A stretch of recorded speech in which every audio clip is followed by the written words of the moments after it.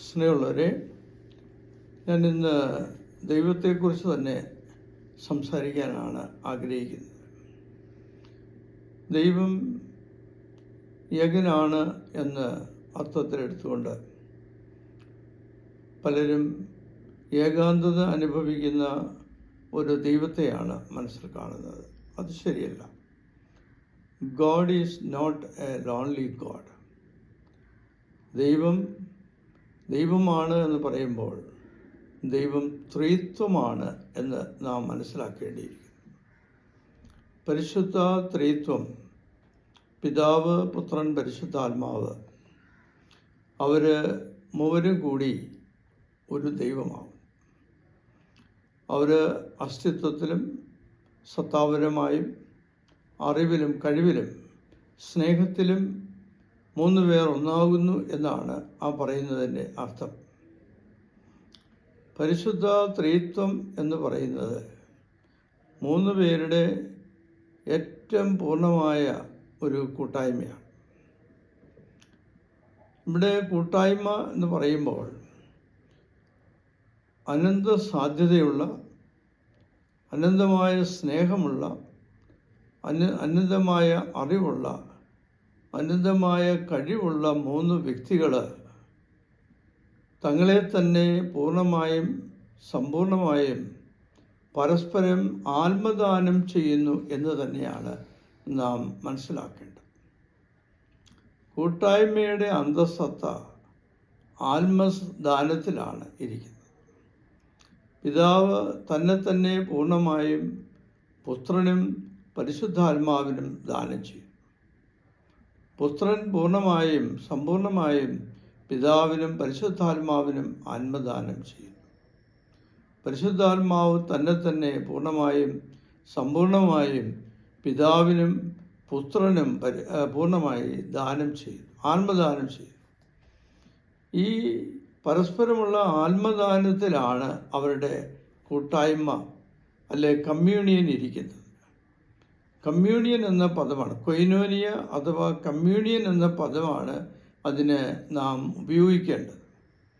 മലയാളത്തിൽ ഉപയോഗിക്കുന്ന കൂട്ടായ്മയുടെ പദം പോലും ആ അർത്ഥം പൂർണ്ണമായി സംവഹിക്കുന്നില്ല എന്ന് പറയേണ്ടിയിരിക്കുന്നു. പരിശുദ്ധ ത്രിത്വത്തിൻ്റെ ഈ ആത്മദാന ബന്ധത്തിൻ്റെ അടിസ്ഥാനത്തിലാണ് മാനുഷികമായ എല്ലാ ബന്ധങ്ങളും രൂപപ്പെടേണ്ടത്. ഗുരുവും ശിഷ്യനുമായിട്ടുള്ള ബന്ധം അഥവാ ഈശോയുടെ ശിഷ്യനുമായിട്ടുള്ള ബന്ധം പരിശുദ്ധ മൂന്ന് ആളുകളുടെ ബന്ധത്തിൻ്റെ മാതൃകയിലാണ് രൂപമെടുക്കേണ്ടത്.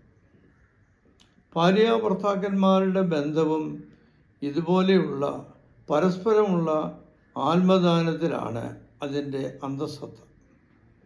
മാതാപിതാക്കളും മക്കളും തമ്മിലുള്ള ബന്ധത്തിലും ഈ ആത്മദാനം നടക്കേണ്ടിയിരിക്കും. ഇനിയും അതിനേക്കാൾ ഒക്കെ വളരെ സാധാരണമായ ലെവലിലേക്ക് വന്നാൽ രണ്ടുപേരുടെ സൗഹൃദ ബന്ധത്തിൽ പോലും ഈ ആത്മദാനം നടക്കണം. അങ്ങനെ ആത്മദാനം നടക്കാത്ത ഒരു ബന്ധമാണെങ്കിൽ അത് ഒരു പ്രൊഫഷണലായിട്ടുള്ള ബന്ധമെന്നോ താൽക്കാലികമായ ലാഭത്തിന് വേണ്ടിയിട്ടുള്ള ഒരു ബന്ധമെന്നോ അല്ലെങ്കിൽ ഒരു വ്യാവസായിക സൗഹൃദ ബന്ധമെന്നോ ഒരു ബിസിനസ് ബന്ധമെന്നോ മാത്രമായിട്ട് പറയേണ്ടിയിരിക്കും. മാനുഷികമായ ബന്ധങ്ങൾ തീവ്രതരമായി നമ്മൾ കണക്കിലെടുക്കുമ്പോൾ അത് സത്യസന്ധമായും ലാഭേച്ഛയോടുകൂടി അല്ലാതെയുള്ള നിസ്വാർത്ഥമായിട്ടുള്ള അഥവാ ഒറ്റ വാക്കിൽ പറഞ്ഞ അഗാപ്പയാകുന്ന സ്നേഹബന്ധത്തിലാണ് അതിൻ്റെ മോഡൽ നാം കാണേണ്ടത്. ദൈവം നമ്മെ സ്നേഹിക്കുന്നു എന്ന് പറയുമ്പോൾ ദൈവം നിസ്വാർത്ഥമായിട്ട് സ്നേഹിക്കുന്നു എന്നാണ് അതിൻ്റെ അർത്ഥം. നമ്മൾ ദൈവത്തെ സ്നേഹിക്കുന്ന സ്നേഹവും അഗാപ്പയാകുന്ന നിസ്വാർത്ഥ ബന്ധത്തിലാണ്.